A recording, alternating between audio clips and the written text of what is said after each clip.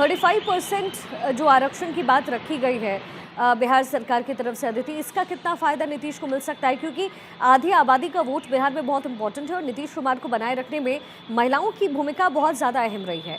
ऐसे में 35% आरक्षण महिलाओं को सरकारी नौकरी में डोमिसाइल का इसमें जिक्र है। जाहिर है कुछ ना कुछ बेनिफिट नीतीश कुमार इससे लेकर जाएंगे। और दूसरा सवाल ये कि निशांत को लेकर के भी चर्चाएं बहुत हो रही हैं, जो नीतीश के बेटे हैं अदिति।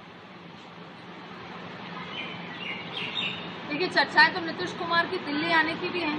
चर्चाएं तो ये भी हैं कि क्या नीतीश कुमार उपराष्ट्रपति बनेंगे। निशांत चुप हैं, पर निशांत को लेकर भी काफ़ी सारी चर्चाएं हैं। जाहिर तौर पे अभी उनका पार्टी कार्यालय में उनका जन्मदिन तक मनाया गया, तो जाहिर तौर पे उत्तराधिकारी होते हैं, लेकिन इसको इस तरीके से नहीं लाया जा रहा, क्योंकि परिवारवाद के लिए हमेशा नीतीश कुमार हो या बीजेपी हो, वो विरोध करती रही है। हालांकि सम्राट चौधरी का बैकग्राउंड देखें तो वो उनके दशपुष्ट परिवार की वजह से आज सम्राट चौधरी बिहार में सब कुछ संभाल रहे हैं बीजेपी की तरफ से। तो ये सारी चीज़ें नज़र भले ही आ रही हैं, लेकिन अब बात होती है 35% आरक्षण का। आपने जिक्र, इसमें कोई दो राय नहीं कि 2005 से नीतीश कुमार, और जब नीतीश कुमार जो पिछले 15 साल से हैं, 20 साल से हैं, उन्होंने बहुत बदलाव लाया। ज़ाहिर तौर पर डकैती, फिरौती, अपहरण, महिला सेफ्टी, शराबबंदी, इन बहुत सारी चीज़ों में बहुत अच्छे आंकड़े नजर आए। सबसे पहले पिंक साइकिल नीतीश कुमार ने दी थी महिलाओं के लिए। और मुझे याद है जब मैं उस समय चुनाव कवर करने गई थी शिखा, तब मुझे एक महिला ने कहा था कि अब मुझे बिट्टू के आने का इंतज़ार नहीं। बिट्टू उनका बेटा था। बोले मुझे कुछ सामान मंगाना होता था तो बिट्टू रात को आएगा तब जाके सामान लाएगा। अब मेरी बेटी साइकिल उठाती है, सामान भी लेने जाती है, समय से सामान लेकर आती है, मुझे इंतजार नहीं करना पड़ेगा। ये बदलाव हमने देखा था बिहार में। उसके बाद शराबबंदी हुई। शराबबंदी का विरोध नीतीश कुमार को झेलना पड़ा।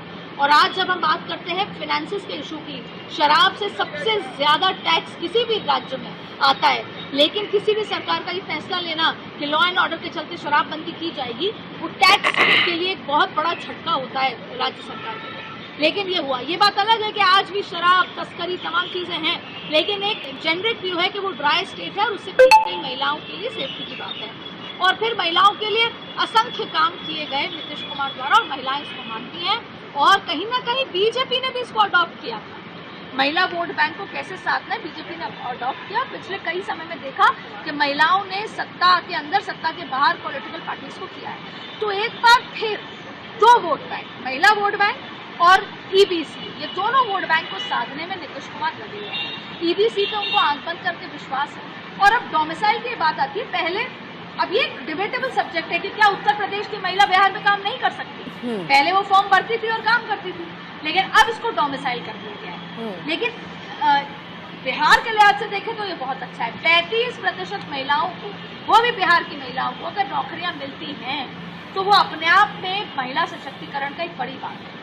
पहले वो फट जाती थी, लेकिन अगर यही बिहारी व्यक्ति महाराष्ट्र में, दिल्ली में, पुणे में, कहीं और जाके काम करना चाहे, उत्तर प्रदेश में, और अगर वहाँ डोमिसाइल कर दिया जाए तो क्या होगा। तो हालांकि एक डिबेटेबल टॉपिक है बड़े एस्पेक्ट पे, क्योंकि 35% बहुत बड़ी संख्या है। लेकिन अगर बिहार के लिहाज से और वोटिंग के लिहाज से आप पूछें, चुनावी लिहाज से पूछें, तो ये मास्टर स्ट्रोक है महिलाओं को डोमिसाइल देना। अब सवाल उठता है युवा बोर्ड की मांग लगातार तेजस्वी यादव कर रहे थे युवाओं के लिए, और युवा हर हफ्ते सड़क पे आए पेपर लीक के मुद्दे पर, नौकरी बेरोजगारी के मुद्दे पर। अब युवा बोर्ड बनाने से कितना समाधान युवाओं को लगता है, ये एक सवाल है, क्योंकि बोर्ड बनने का मतलब है विचार विमर्श, सल्यूशन नहीं है।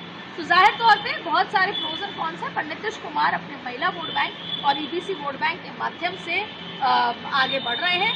जाहिर तौर पर उनकी पार्टी और उनको ये डर है कि हमें बीजेपी के साथ रहते हुए भी बीजेपी से अलग दिखना है। और चिराग पासवान एक बड़ी चुनौती है, प्रशांत किशोर उनके सामने एक बड़ी चुनौती है, आरजेडी बड़ी चुनौती है, लॉ एंड ऑर्डर एक बड़ी चुनौती है, और ये चुनौतियाँ जाहिर तौर पे जो सत्ता चला रहा होता है उसके सामने होती है। तो बिहार का चुनाव बेहद इंटरेस्टिंग हो चुका है। संसद भवन में बिहार बिहार के नारे होते हैं, एसआईआर पर विरोध होता है, वहीं विधानसभा में भी हंगामा लगातार हो रहा है लॉ एंड ऑर्डर और एसआईआर को लेकर। अब ऐसे में अल्टीमेटली जनता सब देख रही है वो आखिर में क्या फैसला लेती है। और नरेंद्र मोदी जब मैदान में उतरेंगे, आप देखें शिखा, ये बहुत बड़ी बात है कि 11 साल में नरेंद्र मोदी 52 बार बिहार का दौरा कर चुके हैं। बिल्कुल, और ये बहुत बड़ा आंकड़ा है। और अभी भी जब वो गए थे हाल ही में जब बिहार के दौरे पे 9 जिलों में वो दौरा और करने वाले हैं चुनाव से पहले। तो बिहार को उन्होंने और भी बहुत कुछ दिया है। जनता जानती है कि सड़कें बनी, फ्लाईओवर बन रहा है, विकास की बहार है। तो अब ये जनता डिसाइड करेगी कि उनको कौन पसंद है और किस तरीके से उनको आगे बढ़ना है। लेकिन सारी पॉलिटिकल पार्टियां अपना दमखम बिहार चुनाव में दिखा रही हैं। बिहार चुनाव का नतीजे एक बड़ा नैरेटिव देश में तय करने वाले हैं। बिल्कुल अदिति, एक संक्षिप्त में आखिरी सवाल का जवाब दीजिएगा। बीजेपी इस समय बड़ा साइलेंट है, जो भी तमाम काम है या फिर जो भी चीज़ें हैं देनी बिहार की जनता को, वो प्रधानमंत्री मोदी की तरफ से ज़रूर हो रहा है, लेकिन जैसे बात एसआईआर की होती है, जो कुछ भी समय बिहार में चल रहा है, उस पर बीजेपी काफ़ी साइलेंटली काम कर रही है। इसके पीछे की वजह क्या? स्ट्रैटेजी है। देखिए, सबसे पहले तो नरेंद्र मोदी अभी मैदान में आए हैं और आपने देखा कि आखिरी बार आए तब जंगल राज का जिक्र तो नहीं किया। विपक्ष ने उठाई बात की इतनी हत्याएं हो रही हैं, इतने इसका भी लॉ एंड ऑर्डर को लेकर भी जिक्र नहीं किया। उन लोगों को ढांढस भी नहीं पाता, लेकिन उन्होंने ये कहा कि नौकरियां हम दें। और अगर वो नौकरियों का दावा कर रहे हैं आरजेडी या विपक्ष, तो वो आपसे अपनी जमीनें लेंगे। अभी नरेंद्र मोदी अपने फुल स्विंग में आना बाकी है और आप देखेंगे चाहे बिहार में जब नरेंद्र मोदी जाएंगे तो वो नए नैरेटिव के साथ आएंगे। लेकिन संभवतः अभी बिहार को लेकर भारतीय जनता पार्टी की एक अलग से रणनीति तैयार हो रही है, जो एक सरप्राइज एलिमेंट के सामने आएगी। अब आप देखिए कि वाइस प्रेसिडेंट के भी चुनाव सितंबर में होना है, तो कहीं ना कहीं ये भी देखा जा रहा है कि क्या बिहार से कोई बड़ा चेहरा होगा। कर्पूरी ठाकुर को जिस तरीके से भारत रत्न की बात हुई, वो भी बिहार में नरेंद्र मोदी ने की। तो नरेंद्र मोदी ने बिहार के लिए आज नहीं, लंबे समय से मैसेजिंग देने की कोशिश की। अब बात एसआईआर पे अगर साइलेंट है, तो सरकार का ये मानना है कि एसआईआर का मुद्दा सरकार से रिलेटेड नहीं है।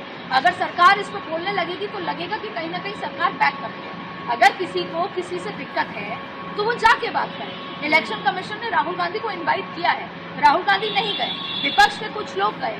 तो अगर आपको महाराष्ट्र चुनाव में दिक्कत थी तो वो इलेक्शन कमीशन ने पूरा पारदर्शी तरीके से वेबसाइट पे रखा, बुलाकर वो समझाना चाहते थे।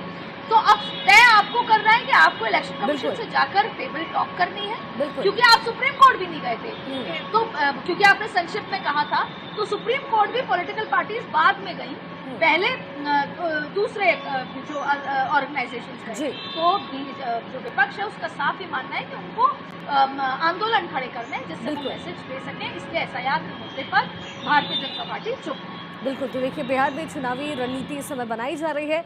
जो तमाम पॉलिटिकल पार्टीज हैं उनके अपने अपने दावे हैं, अपने अपने वादे हैं, लेकिन कौन इन वादों पर खरा उतरेगा ये आने वाला वक्त बताएगा। दीदी बहुत शुक्रिया इस पूरे विश्लेषण के लिए।